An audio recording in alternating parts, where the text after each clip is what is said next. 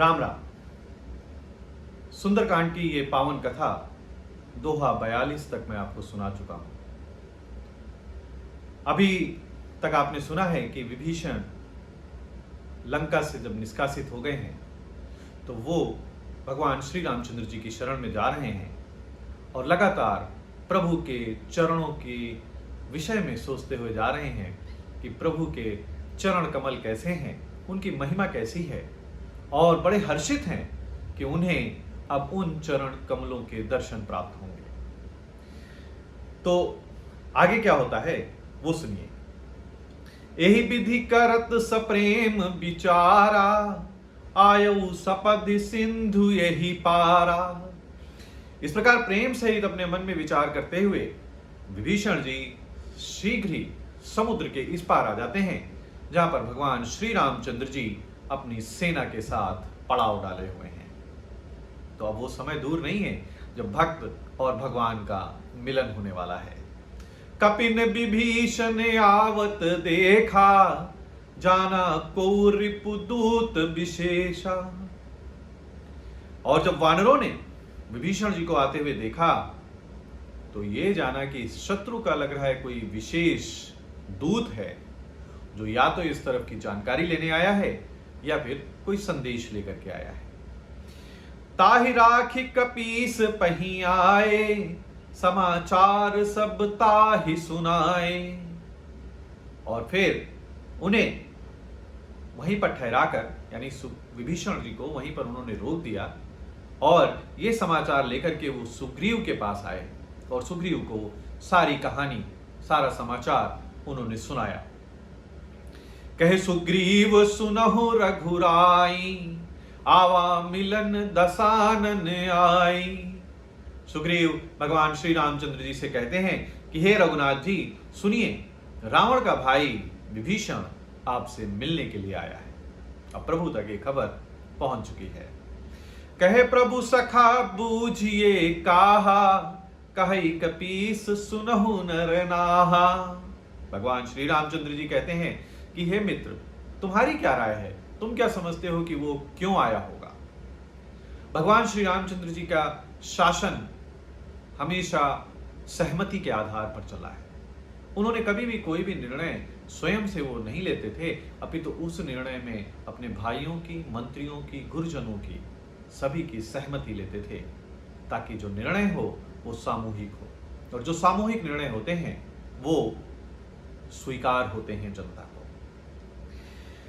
तो प्रभु कहते हैं कि मित्र तुम क्या समझते हो, तुम्हारी क्या राय है। तो वानरराज सुग्रीव कहते हैं कि जानिन जाय निशाचर माया, काम रूप के ही कारण आया। वो कहते हैं कि प्रभु राक्षसों की माया नहीं जानी जाती, वो तो बड़े ही मायावी होते हैं, वो अपनी इच्छा अनुसार रूप बदल लेते हैं। ना जाने किस कारण से वो यहां पर आया है। हो सकता है कोई छल हो सकता है कोई माया हो सकता है कोई भेद जानने आया हो। इसलिए निशाचरों की माया के विषय में कोई जानता नहीं है।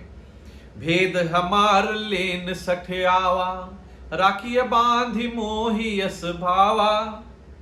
वो कहते हैं ऐसा जान पड़ता है कि ये मूर्ख हमारा भेद लेने के लिए आया है, इसलिए मुझे तो यही अच्छा लगता है कि इसे बांध कर रखा जाए।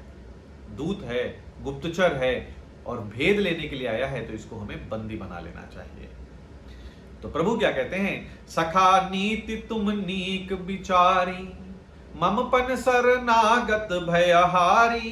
भगवान श्री रामचंद्र जी कहते हैं कि नीति के अनुसार यह बिल्कुल सही है, तुम्हारी नीति तो अच्छी है, परंतु मेरा भी ये प्रण है कि जो मेरी शरण में आता है मैं उसके भय को हर लेता हूं। यानी जो शरण में आया है मैं उसे अपनी शरणागति अवश्य प्रदान करता हूं। आगे क्या कहते हैं भगवान, सुनी प्रभु बचन हरस हनुमाना, शरणागत बच्छल भगवाना। प्रभु के ये वचन सुनकर हनुमान जी बहुत हर्षित हुए, क्योंकि हनुमान जी को तो सारी बात मालूम थी। वो जानते थे कि विभीषण भगवान श्री रामचंद्र जी के अनन्य भक्त हैं, सदैव प्रभु के चरणों में ही उनकी भक्ति लगी रहती है। तो वो ये सुनकर के हर्षित होते हैं कि भगवान उनको अपनी शरणागति देने के लिए तत्पर हैं, तैयार हैं। और मन ही मन वो कहने लगते हैं कि भगवान कैसे शरणागत वत्सल हैं, यानी जो शरण में आए उस पर वो पिता की भांति स्नेह बरसाते हैं, पिता की भांति प्रेम करते हैं। क्योंकि भगवान श्री रामचंद्र जी ये बोलते हैं कि शरणागत कहूं जे तजहि निज अनहित अनुमान, ते नर पावर पाप में तिनहि बिलोकत हानि। भगवान श्री रामचंद्र जी कहते हैं कि जो मनुष्य अपने अहित का अनुमान करके अपने शरण में आए हुए व्यक्ति का त्याग कर देते हैं, यानी जो यदि कोई व्यक्ति आपकी शरण में आया है और आप हित और अनहित का विचार कर रहे हैं, ये सोचते हैं कि इससे मुझे क्या लाभ होगा या क्या हानि होगी, वो एक पामर हैं, क्षुद्र हैं, गिरे हुए लोग हैं और उन्हें देखने से भी हानि होती है। यानी ऐसे लोगों को यदि आप देखते भी हैं तो उससे भी आपको पाप लगता है। यानी जो कोई भी आपकी शरण में है, चाहे वो कोई मनुष्य हो, कोई पशु हो, कोई पक्षी हो, उसकी आपको रक्षा करनी चाहिए, उसकी आपको सेवा करनी चाहिए और ये देखना चाहिए कि उसका जीवन सुचारू रूप से चलता रहे। बहुत सारे लोग हमारी शरण में हैं या वो हमारे साथ काम करते हैं, हमको ये देखना चाहिए कि उनको किसी प्रकार की असुविधा ना हो, बल्कि हमें उनके जीवन स्तर को और ऊपर उठाने का प्रयत्न करना चाहिए। यदि हम ऐसा नहीं करते हैं तो हमारा जीवन व्यर्थ है और ऐसे व्यक्तियों को देखने से भी पाप लगता है। ऐसा भगवान श्री रामचंद्र जी सुग्रीव को समझाते हुए कहते हैं। यहाँ पर सुंदरकांड का दोहा 43 संपन्न होता है। इसके आगे की कथा आपको फिर सुनाऊंगा। तब तक के लिए जय श्री राम।